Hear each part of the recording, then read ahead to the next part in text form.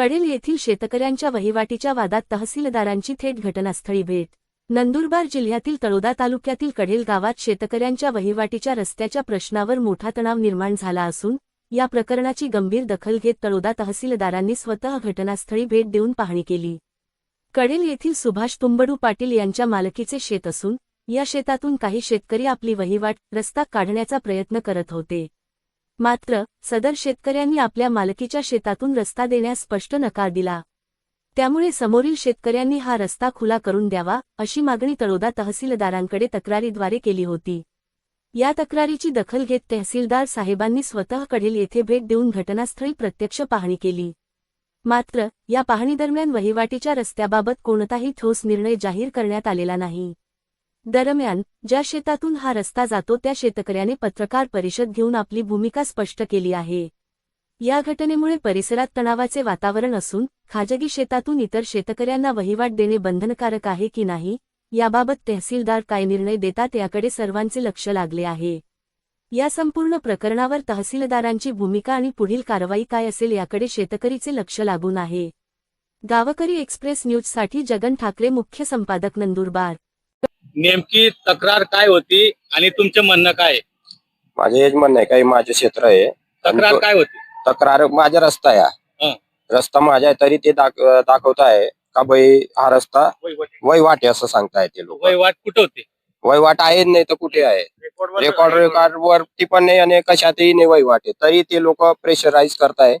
पहिले पोलीस मध्ये केस झाली। तहसीलदार साहेब आले, त्यांनी काय सांगितलं तुम्हाला? तहसीलदार साहेब आले, फक्त सर्वे करून गेले, बाकी काही म्हटलं नाही। मी सांगतो 1-2 दिवसात असं म्हटले त्यांनी। तुम्हाला अपेक्षित असा निर्णय काय पाहिजे, काय हवा? अपेक्षित निर्णय माझ्या खुना आलेले आहेत, तिथून फक्त मला बांध टाकून भेटावा आणि त्यांच्या भावाच्या शेतातनं त्यांनी जावं असं। हा, आणि एवढे दिवस तेच वापरत होते का बाई, तिकडनंच वापरत होते ते लोक। आज 18 वर्षापर्यंत तिकडनंच वापरत होते, ऊसामधनं भावाच्या ऊसामधनं काढत होते। आता माझे वडील वारले म्हणून ते इकडनं काढायला लागले तर मी नाही, काटे टाकून दिले मी। आणि शेत मोजलेलं आहे, माझ्या खुनाही काढलेल्या आहेत 2009 मध्ये। त्यांना मान्य नाही तर त्यांनी जावं सरकारी दरबार मध्ये। नाव काय आपलं? जयदेव सुभाष पाटील। काय नाव? मी अनिल नारायण ठाकरे, माकप तालुका अध्यक्ष तळोदा। आज या ठिकाणी एक वहिवाट संदर्भात एक तहसीलदारांनी स्थळ निरीक्षणाची तारीख दिलेली असल्यामुळे त्यानुसार आम्ही इथं उपस्थित होतो। परंतु तहसीलदार साहेबांनी आम्हाला इथं वादी आणि प्रतिवादी सोडून इतर कोणी थांबू नये म्हणून साईडला काढलं। परंतु जयदेव सुभाष पाटील हे आमच्या पक्षाच्या एका ज्येष्ठ कार्यकर्त्याचे मूल आहे आणि त्यांचं काही महिन्यापूर्वी मयत झालेलं असताना एक कम्युनिस्ट या नात्याने, एक कार्यकर्ता, कॉम्रेडशिप या नात्याने मी या ठिकाणी उपस्थित होतो।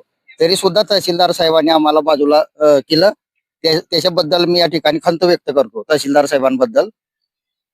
परंतु आज मी या ठिकाणी जेव्हा उपस्थित असताना ज्यावेळी 2009 साली जी मोजणी झालेली होती त्यावेळी मी प्रत्यक्ष बांबूचे टोकर धरून त्या मोजणीला उपस्थित होतो।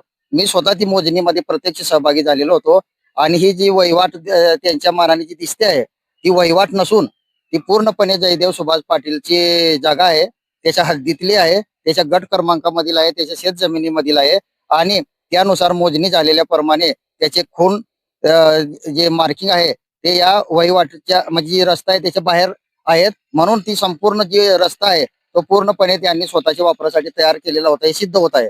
तरी देखील जर या त्याच्या हक्काच्या विरोधात जाऊन कोणी जर जयदेव सुभाष पाटील यांच्या विरोधात जर खोटं नाटक करून पैशांच्या आमिषाला बळी पडून जर चुकीचा निर्णय देण्याचा जर प्रयत्न केला तर आम्ही मार्क्सवादी कम्युनिस्ट पक्षातर्फे येत्या काही दिवसात तळोदा तहसील कार्यालयावर मोर्चात काढूच। परंतु आम्ही वरील दरबारी सुद्धा कलेक्टर ऑफिस आणि प्रांत ऑफिस असू द्या, कलेक्टर ऑफिस असू द्या किंवा कायदेशीर लढाई सुद्धा आम्ही आमच्या पक्षामार्फत एक कॉम्रेडशिप या नात्याने आमचा त्यांना पूर्ण पाठिंबा राहील।